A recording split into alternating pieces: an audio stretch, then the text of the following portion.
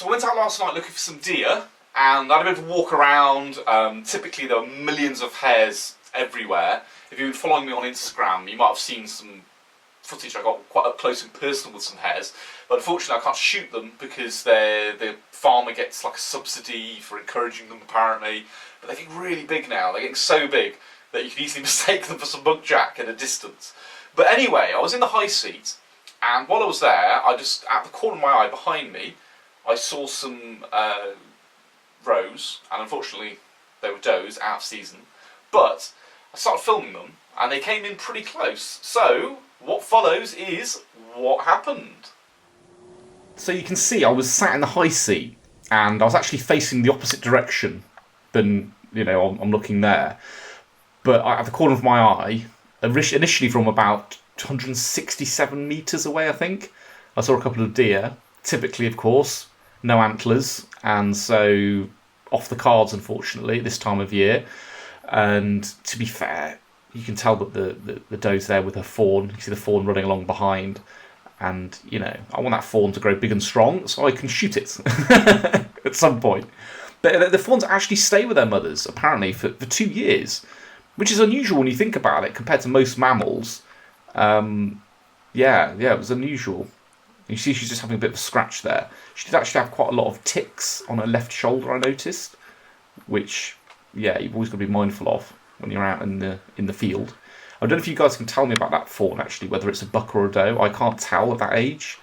But you can see the doe is very distinctive. Their ears seem to be a bit bigger than the bucks as well.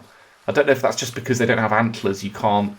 Yeah, they appear bigger, but they do seem to be, yeah, just a bit bigger. And as you can see there, she's heading off towards the wood with her fawn in hot pursuit.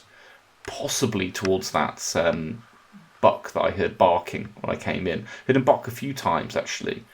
But, yeah, didn't see him. It's weird, there seem to be loads more does around than bucks at this time of year. I don't know if it's because just people are shooting them, but there we are. Fortunately not a shooting video per se this week. It's frustrating, isn't it, really? It's sort of sod's law. I did actually, as I said, I did hear a buck barking on a few occasions in the sort of wood next to me. In fact, where that doe went off to, you know, she might have been horny or whatever and was attracted to that, I don't know. But unfortunately just didn't want to come out. And I did see another roe-doe fairly nearby as well, so it's just sod's law, really. But regardless, I've never had them come in that closely to me, and I found it almost, I know this sounds a little bit gay, but it was sort of quite magical.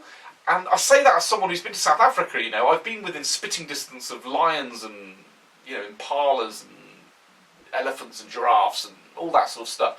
But when you go on safari, it does almost become a little bit like, it is a little bit like being in kind of in a zoo or a safari park. I mean, I know you're not, but there's so much life. It's not remarkable at all when you get close to something. But in England, getting to the point where you've got a roe-doe with her fawn right underneath you. I mean, I could have jumped out of that tree and just grabbed them if I wanted to.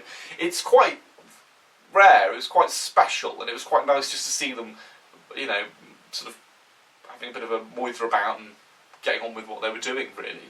So, as I said, no death this week, unfortunately, but there'll be plenty more to come. I'm going to get back in the high seat again soon. I had left it for a while because I was kind of waiting for the farmer to sort of let me know if he'd seen anything around. But to be honest, he isn't going to be out at that time of night, and they clearly are around. It's just a question of luck, really. It's kind of like fishing. So, keep your eyes open, and I'll have a buck for you soon.